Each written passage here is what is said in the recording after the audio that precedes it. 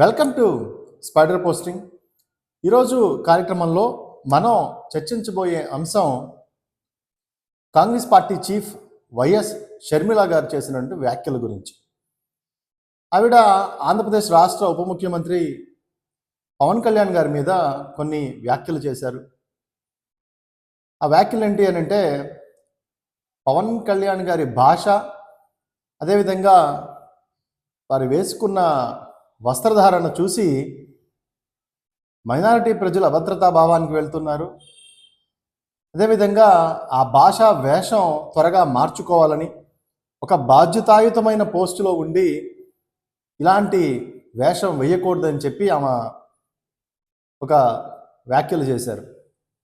అయితే దీని మీద నా వర్షన్ ఏంటి అని అంటే, వాస్తవానికి ఈ వైఎస్ షర్మిల గారు ఇలాంటి మాట్లాడడం కాదు, మొదటి నుంచి కూడా హిందూ మతం మీద కానీ, లేకపోతే సనాతన ధర్మం మీద కానీ, లేకపోతే సనాతన ధర్మం యొక్క మూలాల గురించి కాంగ్రెస్ పార్టీ ఎప్పుడూ ఈ విధమైన వ్యాఖ్యలు చేస్తూనే ఉంటుంది. అది వాళ్ళకు మూల సిద్ధాంతం. ఎందుకు అంటే వాళ్ళలో అనాదిగా ఉన్నటువంటి మితవాద ధోరణి. నేను అవన్నీ కూడా చరిత్ర కూడా డిస్కస్ చేస్తాను. ఈ కాంగ్రెస్ పార్టీ చరిత్ర ఏంటి, అప్పటి రాజకీయ నాయకుల వ్యవహార శైలి ఏంటి, వాళ్ళ సిద్ధాంతాలు ఏంటి, కాంగ్రెస్ పార్టీ సిద్ధాంతాలు ఏంటి, ఇవన్నీ కూడా నేను డీటెయిల్డ్గా చెప్తాను. ముందుగా ఈవిడ ఏదైతే వ్యాఖ్యలు చేశారో, ఈ షర్మిల గారు పవన్ కళ్యాణ్ గారి మీద వ్యాఖ్యలు చేశారో ఆ సబ్జెక్ట్ గురించి మాట్లాడి, ఆ తర్వాత మెల్లగా కాంగ్రెస్ పార్టీ చరిత్ర, జాతీయ స్వతంత్రోద్యమం, దాంట్లో ఈ కాంగ్రెస్ వాళ్ళ పాత్ర, వీళ్ళు ఏ ఘనకార్యాలు చేశారు, ఆ తర్వాత భారతదేశానికి స్వతంత్ర ఎలా సిద్ధించింది, ఎలాంటి ధన్యజీవుల వల్ల సిద్ధించింది, దాంట్లో కాంగ్రెస్ పార్టీ వాళ్ళ పాత్ర లేకుండా ఎలా సిద్ధించింది, పుస్తకాల్లో వీళ్ళు దీన్ని చరిత్రను ఎలా వక్రీకరించారు, ఇవన్నీ కూడా మాట్లాడదాం. ముందుగా మనం ఇప్పుడు మాట్లాడే అంశం ఏంటంటే, ఆవిడ చేసిన వ్యాఖ్యలు. అవి ఏమన్నారు, ఆంధ్రప్రదేశ్ రాష్ట్ర ఉప ముఖ్యమంత్రి వేసుకున్న బట్టలు కానీ, భాష కానీ మైనారిటీ ప్రజలకి అభద్రతా భావాన్ని కలిగిస్తుంది. కాన్స్టిట్యూషనల్ పోస్ట్లో ఉండి మీరు ఈ విధంగా మాట్లాడడం తప్పు అన్నారు. కానీ వాస్తవానికి ఇదే షర్మిల గారు ఒక ఆత్మ పరిశీలన చేసుకోవాలి. ఏమిటి అంటే, మరి మీరు ఒక అన్యమతస్థురాలు, క్రైస్తవ మతంలో ఉన్నారు కాబట్టి హిందూ మత ఆచారాలు మీకు తెలియకపోవచ్చు. ఈ హిందూ మత ఆచారాలలో ఎవరైనా సరే భవానీ దీక్షలు తీసుకున్నా, లేకపోతే శబరిమల దీక్షలు తీసుకున్నా కానీ ఆ అటైర్ అలాగే ఉంటుంది. ఒక దీక్షలో ఉన్న వారి అటైర్ అలాగే ఉంటుంది. ఇది సనాతన ధర్మం నుంచి వస్తుంది. మీకు సనాతన ధర్మం అని తెలియకపోతే మీకు చాలా బ్రీఫ్గా చెప్తా వినండి. సనాతన ధర్మం అంటే 1500 BCE నుంచి 500 BCE వరకు ఎమర్జ్ అయిన కాలాన్ని వేదిక్ పీరియడ్ అంటారు. ఈ వేదిక్ పీరియడ్ సనాతన ధర్మ అంటారు. ఈ కాలంలో కులం లేదు, మతం మాత్రమే ఉంది. యజ్ఞ యాగాదుల కృతులు తర్వాత నుంచి వచ్చాయి. ఆ తర్వాత మనువు వచ్చిన దగ్గర నుంచి కులం అనేది ఫిక్సేషన్ జరిగింది. కాబట్టి ఆ ముందు ఉన్న కాలాన్ని సనాతన ధర్మం అంటారు. అక్కడ కులం లేదు, వర్ణం మాత్రమే ఉంది. అందరూ సమాన హక్కులు ఉన్నాయి. అందరూ కూడా తమ కర్మల ద్వారా, శూద్రులు బ్రాహ్మణులు అవ్వచ్చు, బ్రాహ్మణులు క్షత్రియులు అవ్వచ్చు. అలాంటి చాలా సందర్భాలు ఉన్నాయి. కర్ణుడు రథసారథ కులంలో పుట్టిన క్షత్రియుడు అయ్యాడు, విశ్వామిత్రుడు క్షత్రియుడిగా పుట్టి బ్రాహ్మణుడిగా మారాడు. ఇలాంటి చాలా కథలు మనందరికీ తెలుసు. అంటే సనాతన ధర్మం యొక్క గొప్పతనం, విశిష్టత ఏంటి అని అంటే, మనిషిని కర్మల ద్వారా మార్చుకునే శక్తిని కల్పించింది. కాబట్టి అలాంటి గొప్ప సనాతన ధర్మాన్ని ఆచరించాలని పవన్ కళ్యాణ్ గారు చెప్తూ ఉన్నారు. అది మీకు రుచించట్లేదు. ఎందుకంటే ఇంతకాలం మనుధర్మం సనాతన ధర్మం ఒకటే అని వాదించిన మీరు, సనాతన ధర్మం వేరు, మనుధర్మం వేరు అని తెలిసేసరికి ఇప్పటికీ సోషల్ మీడియా పుణ్యమా అని, లేకపోతే అందరికీ స్మార్ట్ ఫోన్ పుణ్యమా అని చరిత్ర తెలుస్తుండేపాటికి మీకు ఇబ్బందికరంగా మారి ఉండొచ్చు. కానీ వాస్తవానికి సనాతన ధర్మంలో కులం లేదు, వివక్ష లేదు. కర్మల ద్వారా ఇంకా ఉన్నతమైనటువంటి స్థాయి అక్కడ కల్పించబడింది. కాబట్టి దాన్ని పవన్ కళ్యాణ్ గారు నమ్మారు. అదేవిధంగా ఆ టైంలో ఉన్నటువంటి ఏదైతే యజ్ఞ యాగాదుల ద్వారా, కర్మల ద్వారా మంచిని ప్రబోధించే ఒక సిస్టమ్ని, ఆ అటైర్ని ఆయన వేసుకున్నారు. తప్పేంటి అందులో? తప్పేమీ లేదు. కానీ మీకెందుకు తప్పుగా అనిపిస్తుంది అంటే, హిందూ మతాన్ని ఒక బూచిగా చూపించడం, హిందూ మత ఆచారాలను చూసే వాళ్ళని ఒక బూచిగా చూపించడం మీకు అనాదిగా కాంగ్రెస్ మార్గంగా అలవాటు అయిపోయింది. ఎందుకు అంటే, ఇప్పుడు అదే డిప్యూటీ సీఎం గారు అన్నారు కదా, అదే ప్లేస్లో ఒక మైనారిటీ వ్యక్తి టోపీ పెట్టుకొని మాట్లాడితే అదే మాట మీరు అనగలరా? అంతెందుకు, మీ అమ్మగారు బైబిల్ పట్టుకొని తిరుగుతారు కదా, మరి ఆవిడని మీరు అనగలరా? ఇంకా అంతెందుకు, నీ భర్త పాస్టర్ కదా, మరి ఆయన మీటింగ్లకి మీరు వెళ్తారు కదా, వెళ్ళినప్పుడు పక్కన నుంచొని చేస్తూ ఉంటారు కదా, మరి ఇదే మాట మీరు అనగలరా? అంటే అమ్మ నువ్వు బైబిల్ పట్టుకుంటే ఇతర మతాలన్నీ అభద్రతా భావానికి గురవుతే పట్టుకోవద్దని మీరు చెప్పగలరా? లేకపోతే మీ భర్త పాస్టర్ ట్రైనింగ్లు, పాస్టర్ మీటింగ్లు పెట్టినప్పుడు మీరు అలా చేయొద్దు, చేస్తే హిందూ మతం మెజారిటీ ప్రజల హిందూ మత మనోభావాలు దెబ్బతింటాయని మీరు అనగలరా? అనలేరు. ఎందుకు అంటే మీ మతం మీకు గొప్ప కాబట్టి. సరే, ఇక్కడ కూడా ఎవరు కూడా దాన్ని అబ్జెక్ట్ చేయడానికి లేదు, ఎవరి మత విశ్వాసాలు వాళ్ళది. మీరు అన్యమతస్తులుగా ఉన్నారు, మీ అన్యమతస్తులుగా బైబిల్ని పట్టుకుంటారు, ప్రచారం చేస్తారు, మీ ధర్మంలో ఏం చెప్తే అది చేస్తారు, దానికి ఎవరికి అబ్జెక్షన్ లేదు. కానీ ఇక్కడ అబ్జెక్షన్ ఏంటి అంటే ఇతర మతాలు ఎలా ఉండాలి, ఇతర మతాలని పాటించే వాళ్ళు ఏ ఆచరణ చేయాలని చెప్పడం, మీరు నిర్దేశించడం తప్పు. ఎందుకంటే మీరు ఇలాగే ఉండాలని నిర్దేశించడం తప్పు కదా. ఇప్పుడు మీరు తెలంగాణలో పార్టీ పెట్టారు, అక్కడి నుంచి ఆ పార్టీ క్యాన్సిల్ చేసుకొని ఇక్కడికి వచ్చారు, ఆంధ్ర రాష్ట్రానికి వచ్చారు, ఆంధ్ర రాష్ట్రంలో కాంగ్రెస్ పార్టీని లీడ్ చేస్తూ ఉన్నారు. మీరు ఇలా మాట్లాడొద్దు, ఇలా ఉండొద్దు అని వేరే వాళ్ళు చెప్తే మీకు ఎలా ఉంటుంది? కాబట్టి మీరు దిశానిర్దేశం చేయడానికి మీరెవరు? మీకు అధికారం లేదు. భారత రాజ్యాంగం మనకి మత విశ్వాసాలను గౌరవించే హక్కుని కల్పించింది. ఏ మతాన్నైనా శాంతియుతంగా అనుసరించవచ్చు, ఆ మతాన్ని ప్రబోధించవచ్చు, ఆ మతానికి సంబంధించిన వస్త్రధారణ చేసుకోవచ్చు, తప్పేం కాదు. ఆయన కాన్స్టిట్యూషనల్ పోస్ట్లో ఉన్న సాధారణ వ్యక్తి అయినా సరే అడ్డు చెప్పడానికి లేదు. కాబట్టి ముందు మీ ఏదైతే మీ కామెంట్స్ చేశారో దాన్ని మీరు విత్డ్రా చేసుకోవాలి. ఎందుకు అంటే ముందు మీరు ఆచరిస్తే ఎదుటివాడిని కామెంట్ చేయొచ్చు. మీ తల్లిగారు బైబిల్ పట్టుకుంటారు, మీ భర్త గారు ఏమో పాస్టర్ ట్రైనింగ్స్కి వెళ్తారు, మరి అప్పుడు అభద్రతా భావం మిగతా జనాలకు కనపడదా? ఇది ఒక బేసిక్ క్వశ్చన్. సరే, అది తప్పని అంటలేదు, తప్పని ఎవరు అనరు. కానీ ఎదురు వ్యక్తిని అనేటప్పుడు మన ఆచరణ ఎంతవరకు ఉందనేది కూడా మనం చూసుకోవాలి. ఇకపోతే విత్ డ్యూ రెస్పెక్ట్ మీకు చెప్పేది ఏంటంటే, మీ కాంగ్రెస్ పార్టీ హిస్టరీ ఇప్పుడు దీన్ని కండెమ్ చేశాము, ఎందుకు సనాతన ధర్మంలో మనం ప్రోత్సహిస్తున్నారు, సనాతన ధర్మం యొక్క విశిష్టత ఏంటో మాట్లాడాము. అదేవిధంగా ఈవిడ చేసిన కామెంట్స్ని తప్పు అని చెప్పాము. ఇప్పుడు అసలు మేజర్గా ఈవిడ ఎందుకు ఇలాంటి కామెంట్స్ చేయడానికి మూలమైనటువంటి ఆ పార్టీ చరిత్ర ఏంటి, దీని గురించి మనం డిస్కస్ చేద్దాం. వాస్తవానికి కాంగ్రెస్ పార్టీ చరిత్ర గురించి డిస్కస్ చేయాలంటే అనాదిగా మొదటి నుంచి డిస్కస్ చేయాలి. అంటే భారతదేశంలోకి ఈస్ట్ ఇండియా కంపెనీ 16వ శతాబ్దంలో వచ్చింది. 1600 సంవత్సరంలో భారతదేశంలోకి అడుగుపెట్టిన ఈస్ట్ ఇండియా కంపెనీ ఈ భారతదేశాన్ని ఎలాగైనా క్యాప్చర్ చేయాలని ప్రయత్నం చేసింది. ఈ క్రమంలో ఎందుకు వచ్చింది వాస్తవానికి ఈస్ట్ ఇండియా కంపెనీ అంటే, భారతదేశంలో వ్యాపారం చేయడానికి వచ్చింది.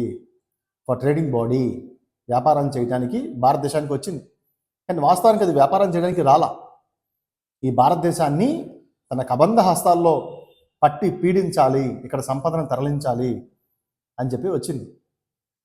వచ్చిన తర్వాత ఏం జరిగింది? భారతదేశంలో మొదటగా బెంగాల్ మీదుగా వచ్చారు. వచ్చి బెంగాల్ రాజుతో యుద్ధానికి దిగారు. 1757లో బెంగాల్ నవాబుని ఓడించడం జరిగింది. దాన్నే ప్లాసీ యుద్ధం అంటారు. ప్లాసీ అంటే బెంగాల్లో ఉండే ఒక ప్రాంతం. ఆ ప్రాంతంలో యుద్ధం జరిగింది కాబట్టి దాన్ని ప్లాసీ యుద్ధం అంటారు. యుద్ధం ఎక్కడ జరిగింది అంటే హౌరా రివర్, ఏదైతే బెంగాల్లో ఉండే హౌరా రివర్ ఇసుక తినెల మీద యుద్ధం జరిగింది. అక్కడ బెంగాల్ నవాబుని ఘోరంగా ఓడించారు. వెంటనే భారతదేశంలోకి వచ్చారు.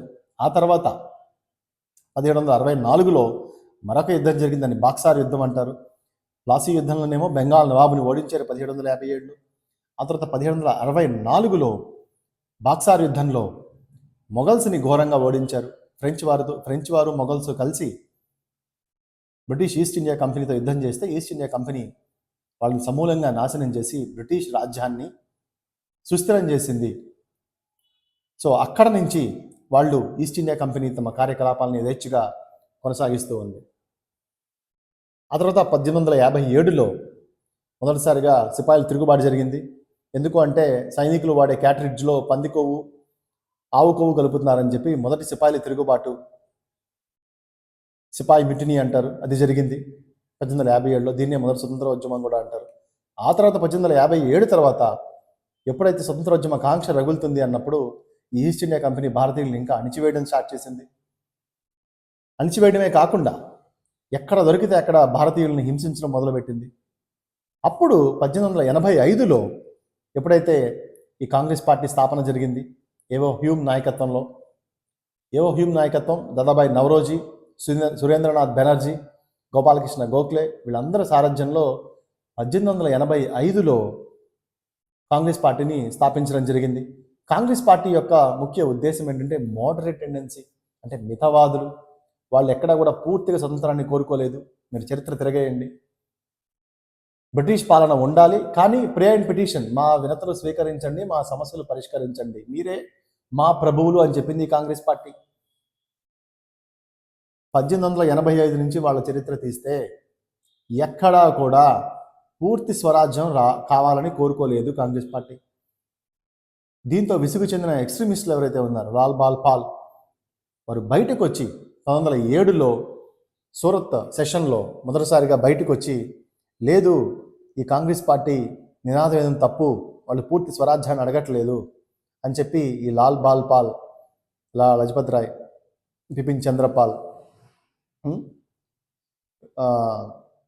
బాల్ గంగాధర్ తిలక్, వీళ్ళందరూ కూడా బయటకు వచ్చి కాంగ్రెస్ పార్టీ చేస్తున్న అకృత్యాలని, కాంగ్రెస్ పార్టీ మితవాద ధోరణిని వాళ్ళు వ్యతిరేకించడం జరిగింది.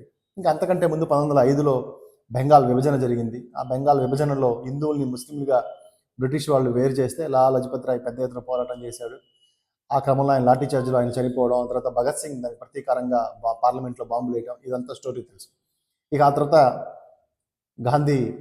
మహాత్మా గాంధీ భారత రాజకీయాల్లోకి ఎంటర్ అయ్యారు.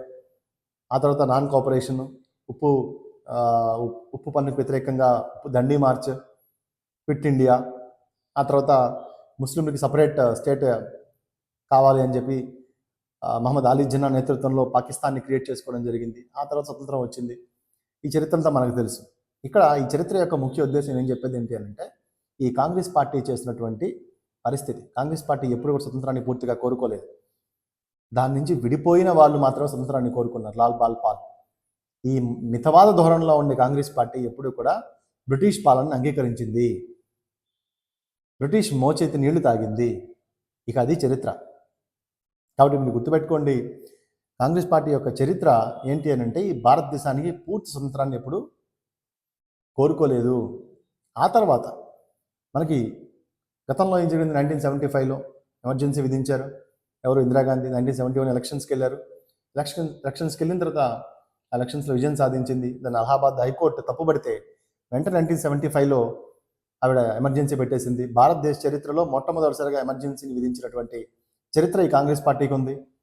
ఆ తర్వాత రాష్ట్ర విభజన, ఆంధ్రప్రదేశ్ రాష్ట్ర విభజన కూడా చూసుకుంటే పార్లమెంట్లో లైట్లు ఆర్పేసి మరి ఈ రోజున రాష్ట్ర విభజన చేస్తూ ఉన్నారు. పక్క రాష్ట్రం తెలంగాణలో చూస్తే ఇల్లు కూల్చేస్తూ ఉన్నారు. ఈ కాంగ్రెస్ పార్టీ చరిత్ర అంతా కూడా మొదటి నుంచి కూడా ప్రే అండ్ పిటిషన్, అయ్యా మాకు ఇచ్చేయండి, అయ్యా మాకు ఇచ్చేయండి అనే మితవాద ధోరణి తప్ప పూర్తి స్వరాజ్యాన్ని ఆ రోజు కోలుకోలేదు, ఈ రోజు కూడా కోరుకోరు. కాబట్టి దేశభక్తి అనే మాటకు వస్తే కాంగ్రెస్ పార్టీ దేశభక్తి, కాంగ్రెస్ పార్టీ స్వతంత్రం చెప్పింది అని చెప్తూ ఉంటారు. కానీ వాస్తవానికి అది అబద్ధం. చరిత్ర చదువుకున్నవాడు ఎవరో కూడా కాంగ్రెస్ పార్టీ పూర్తిగా స్వతంత్రాన్ని కోరుకుంది అంటే ఎవరూ నమ్మరు. కాంగ్రెస్ పార్టీ నుంచి విడిపోయిన లాల్ బాల్ పాల్ ఎవరైతే ఉన్నారో వీరు, బాల్ గంగాధర్ తిలక్, స్వతంత్రం నా జన్మ హక్కు అని చెప్పిన వారు, వీరు స్వతంత్ర కాంక్షకి పునాది వేయడం జరిగింది. ఓకే, అలాంటి లెగసీ నుంచి వచ్చిన కాంగ్రెస్ పార్టీ నుంచి వచ్చిన మీరు ఈ విధంగా మాట్లాడడంలో ఆశ్చర్యం లేదు. ఎందుకంటే మీకు భారత రాజ్యాంగం పట్ల కానీ, భారత రాజ్యాంగం పట్ల మీకు నమ్మకం ఉంటే, మత స్వేచ్ఛ అనేది అందరికీ ఉంది. కాబట్టి మీ గౌరవం ఉన్నప్పుడు, ఒక వ్యక్తి తన మతాన్ని ఆచరించి తన వస్త్రధారణ చేసుకున్నప్పుడు భారత రాజ్యాంగాన్ని మీరు గౌరవించి ఆయన్ని ఆ విధమైన రిమార్క్స్ చేయడానికి అర్హత లేదు, చేయకూడదు, అది తప్పు. కాబట్టి మీ కామెంట్స్ని విత్డ్రా చేసుకోవాలి. ఎందుకు అంటే, పోనీ ఆయన సనాతన ధర్మాన్ని ఉండి హిందూ రాజ్యాన్ని తేవాలి, లేకపోతే మెజారిటీ హిందూ రాజ్యాంగాన్ని సస్పెండ్ చేసి హిందూ రాజ్యాన్ని ఏర్పాటు చేయండి అని ఆయన ఏమైనా చెప్తున్నారా? లేదు కదా. మతం ఖచ్చితంగా రాజ్యాంగానికి లోబడే ఉండాలి, ఇందులో సందేహం లేదు.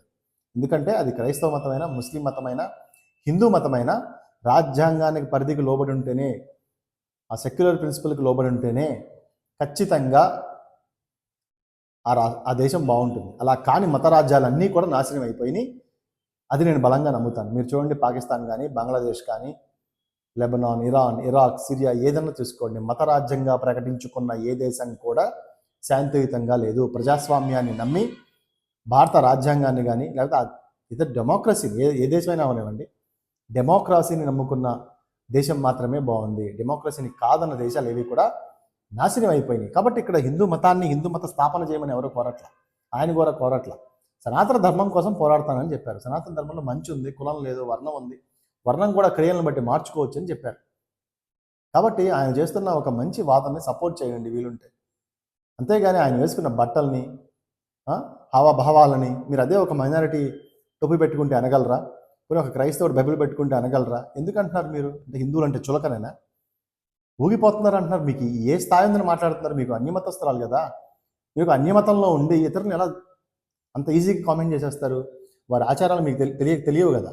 మీరు పుట్టుకతో క్రైస్తవులు కదా.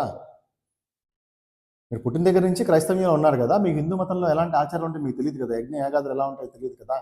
దీక్షలో ఉండేవాళ్ళు ఎలా ఉంటారో తెలియదు కదా. మీరు ఎందుకు అంత ఈజీ కామెంట్ చేస్తున్నారు?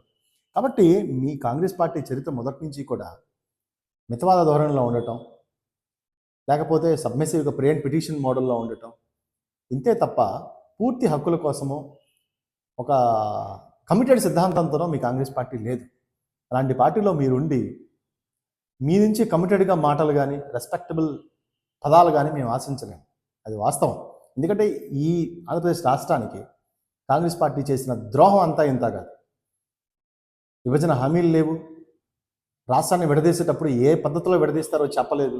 నిర్దాక్షిణ్యంగా రాష్ట్రాన్ని 2 ముక్కలు చేసి ఈ రోజున అతి గతి లేకుండా చేసిన పరిస్థితి ఈ రోజున ఉంది. ఒక రాజధాని లేకుండా ఈ రోజున ఉంది అంటే, ఈ రోజున అందరి నోట్లో నానుతూ ఉందంటే ఈ ఆంధ్ర రాష్ట్రం, దానికి కారణం ఎవరు? కాంగ్రెస్ పార్టీ. కాంగ్రెస్ పార్టీ అనాదిగా చేస్తున్న తప్పులే. కాబట్టి కాంగ్రెస్ పార్టీని కానీ, కాంగ్రెస్ పార్టీ చరిత్రను కానీ, వారు చేసిన పోరాటాల మీద కానీ ఖచ్చితంగా చరిత్ర తెలిసిన వారు ఎవరికి నమ్మకాలు ఉండవు. కాబట్టి మతాల మీద గురించి మాట్లాడేటప్పుడు మత విశ్వాసాలను పాటిస్తున్న వాళ్ళని, ఇతర మతంలో విశ్వాసాలను పాటిస్తున్న వాళ్ళు ఏ పదవుల్లో ఉండి కాన్స్టిట్యూషన్లో పోస్ట్లో ఉంటే ఏంటి? మత హక్కు ఉంది కదా భారత రాజ్యాంగం ప్రకారం. ఆయన మత హక్కును వినియోగించుకొని ఆయన మత ఆచారాలను పాటిస్తున్నారు. తప్పేంటి?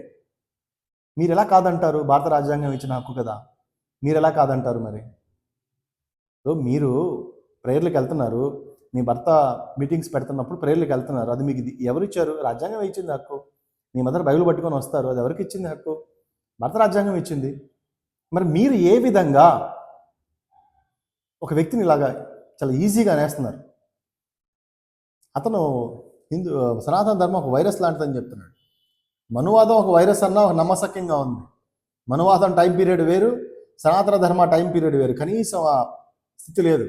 పెరియార్ మూమెంట్ ఎప్పుడు వచ్చింది? తమిళనాడులో 1925లో వచ్చింది. ఎందుకు వచ్చింది? మనువాదానికి వ్యతిరేకంగా వచ్చింది, సెల్ఫ్ గవర్నెన్స్ కోసం వచ్చింది. అంటే సనాతన ధర్మానికి కదా. సనాతన ధర్మంలో కులం లేదు నాయన. అతను చూస్తే అలా మాట్లాడుతున్నాడు, ఈవి చూస్తే ఇలా మాట్లాడుతుంది. ఆయన కూడా పెరియార్ కూడా 1925లో కాంగ్రెస్ పార్టీ నుంచి బయటకు వచ్చాడు. ఆయన కూడా కాంగ్రెస్ ప్రొడక్టే. ఆయన అలాగే మాట్లాడుతున్నాడు. వీళ్ళంతా కాంగ్రెస్ ప్రొడక్ట్సే. కాంగ్రెస్ పార్టీ నుంచి బయటకు వచ్చిన వాళ్ళు వీళ్ళందరూ కూడా. కాబట్టి కాంగ్రెస్ పార్టీ నుంచి బయటకు వచ్చిన వాళ్ళందరికీ కూడా, కాంగ్రెస్ పార్టీలో ఉన్న వాళ్ళకి కూడా ఈ హిందూ ఐడియాలజీ మీద కానీ, లేకపోతే హిందూ మతం మీద కానీ ఒక రకమైన కన్వీనియంట్ వేలో దాడి చేయడం అనేది సర్వసాధారణంగా మారిపోయింది. అంటే ఇప్పటివరకు కాంగ్రెస్ పార్టీ ఈ రాష్ట్రానికి చేసిన ద్రోహాలు చాలు. రాష్ట్ర విభజన ద్రోహాలు కానీ, దేశానికైతే ఎమర్జెన్సీ, రాష్ట్రానికైతే రాష్ట్ర విభజన, ఈ రెండు కాంగ్రెస్ పార్టీ హయాంలోనే జరిగింది. కాబట్టి మీరు తెలంగాణలో పార్టీ పెట్టి అక్కడ క్లోజ్ చేసి ఇక్కడికి వచ్చి మళ్ళీ ఇక్కడ ఒక ధర్మం కోసం, ఒక ఆచరణ కోసం కట్టుబడిన వ్యక్తుల మీద ఈ విధమైన కామెంట్స్ చేయడం అనేది చాలా బాధ్యతారాహిత్యం.